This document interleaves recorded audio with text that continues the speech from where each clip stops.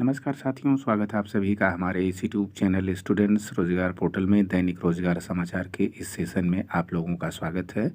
चलिए देख लेते हैं आज की महत्वपूर्ण खबर को जो विभिन्न समाचार पत्रों के माध्यम से निकल के आती हैं और आप सभी छात्रों के लिए आवश्यक होती हैं। जैसा कि स्क्रीन पर आप देख पा रहे होंगे कि यहाँ पर मैं सबसे पहले असिस्टेंट प्रोफेसर अग्निवीर भर्ती, इलाहाबाद विश्वविद्यालय में शिक्षक भर्ती, केंद्रीय विद्यालय एवं अन्य जगहों पर 58,000 पद रिक्त, डीएसएसपी में 83 पद स्वीकृत और केएल पटेल हुए सरेंडर संबंधित खबर को इस वीडियो में चर्चा करूंगा।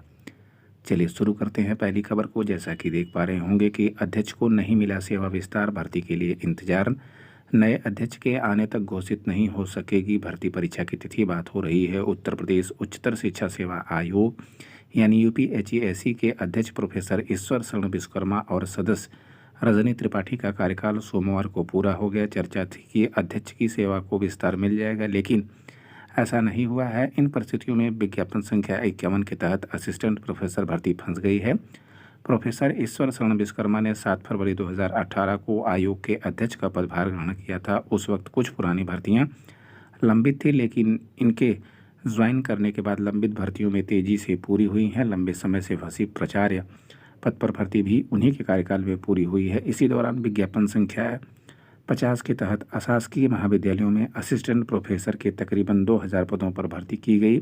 इसके बाद विज्ञापन संख्या 51 के तहत 34 विषयों में असिस्टेंट प्रोफेसर के 1017 पदों पर भी भर्ती प्रक्रिया शुरू कर दी गई। अगस्त 2022 में आवेदन की प्रक्रिया भी पूरी हो गई, लेकिन भर्ती परीक्षा की तिथि अभी घोषित नहीं हुई है। चर्चा थी कि अगर अध्यक्ष की सेवा विस्तार मिलता है तो यह भर्ती भी समय से पूरी हो जाएगी। आयोग के अध्यक्ष का एक और सदस्य के 6 पद हैं। अध्यक्ष का कार्यकाल पूरा हो गया है और सदस्यों को भी 4 पद खाली हैं। ऐसे में कोरम के अभाव में परीक्षा तिथि घोषित हो पाना अब मुश्किल है। नए अध्यक्ष और सदस्यों की नियुक्ति प्रक्रिया भी अभी शुरू नहीं हुई है। ऐसे में कयास लगाए जा रहे हैं कि नए शिक्षा सेवा आयोग का गठन जल्द ही हो सकता है, जिसमें उच्चतर शिक्षा सेवा आयोग को भी शामिल किया जाएगा।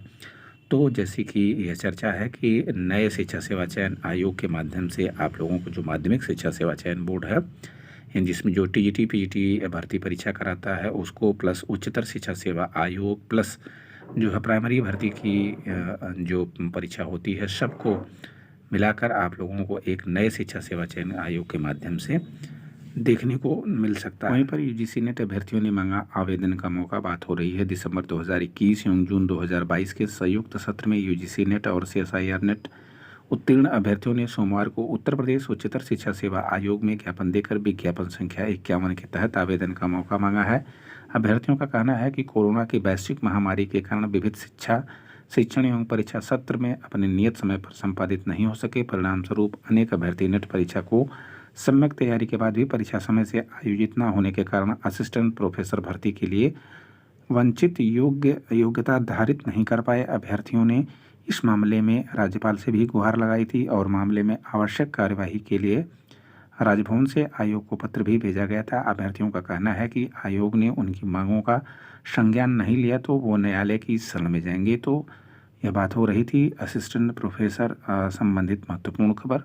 और अब आगे की तरफ बढ़ते हैं, देख लेते हैं दूसरी खबर को, जो अग्निवीर भर्ती से संबंधित खबर निकल के अगर आ रही है कि अग्निवीर रजिस्ट्रेशन में लगेगा आधार लिंक नंबर।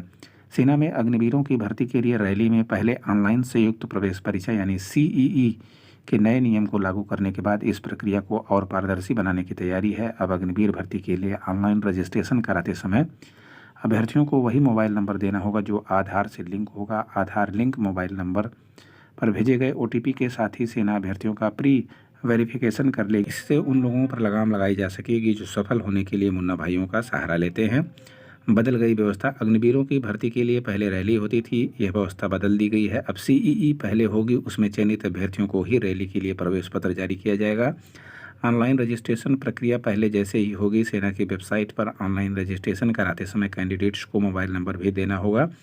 इसी नंबर पर सेना ओटीपी भेजती है। अब तक यह अनिवार्यता नहीं थी। नई व्यवस्था लागू होने के साथ ही सेना हर अभ्यर्थियों को आधार पर डाटा भी अपने पास रखेगी। इसके लिए आधार लिंक वाले मोबाइल नंबरों से ही रजिस्ट्रेशन कराया जा सकेगा। जल्द ही सेना भर्ती मुख्यालय यूपी या उत्तराखंड की ओर से यह निर्देश आप लोगों को देखने को मिलेगा। बात करेंगे इलाहाबाद विश्वविद्यालय की। इलाहाबाद विश्वविद्यालय के 3 विभागों में शिक्षकों के 34 पदों पर भर्ती के लिए इंटरव्यू 9 से 12 फरवरी तक आयोजित किए जाएंगे। इनमें से जेके इंस्टीट्यूट के इलेक्ट्रॉनिक्स एंड कम्युनिकेशन विभाग में शिक्षकों के 24 पद, संगीत एवं प्रदर्शन कला विभाग में 3 और होम साइंस विभाग के 3 पद शामिल हैं।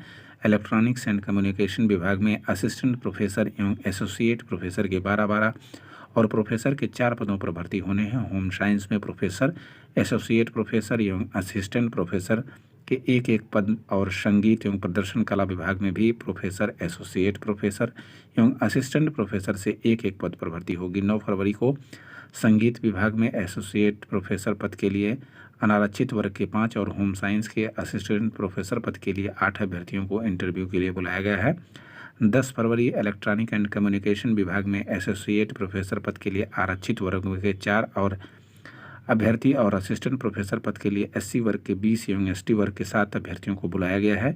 11 फरवरी को इलेक्ट्रॉनिक एंड कम्युनिकेशन विभाग में असिस्टेंट प्रोफेसर पद के लिए ओबीसी वर्ग के 48 अभ्यर्थियों के साक्षात्कार के लिए आमंत्रित किया गया है। वहीं 12 फरवरी को असिस्टेंट प्रोफेसर पद के लिए ईडब्ल्यूएस वर्ग के 12 एवं अनारक्षित वर्ग के 41 अभ्यर्थियों को इंटरव्यू के लिए बुलाया गया है।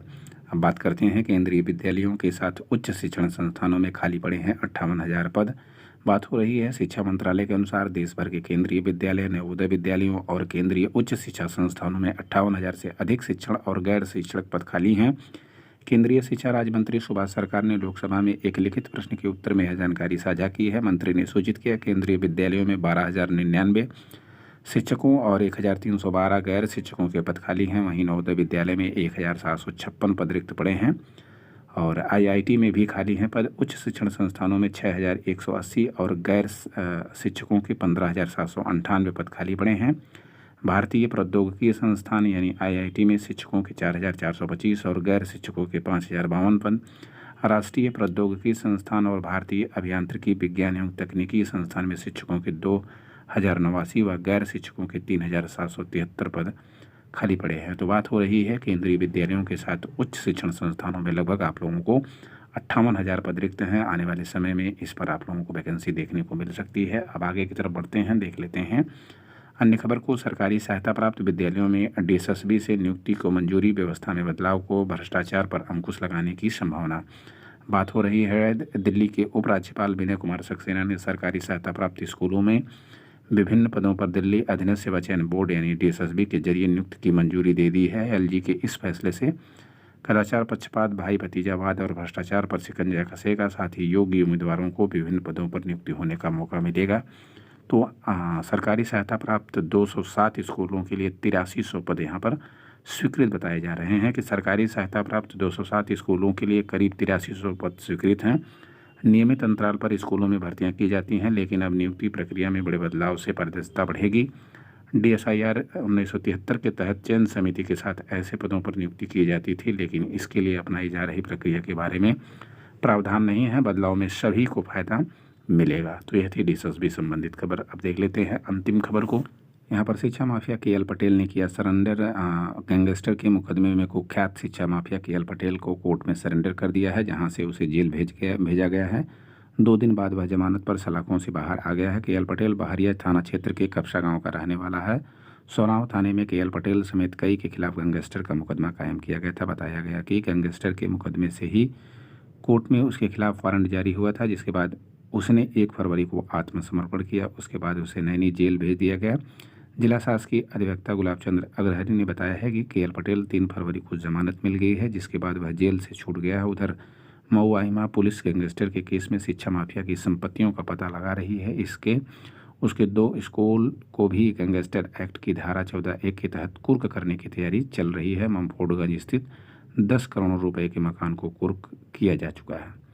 तो यह थी आज की महत्वपूर्ण वीडियो। फिर मिलते हैं आपसे एक नए वीडियो में। तब तक के लिए आप सभी साथियों को नमस्कार, धन्यवाद, जय हिंद साथियों।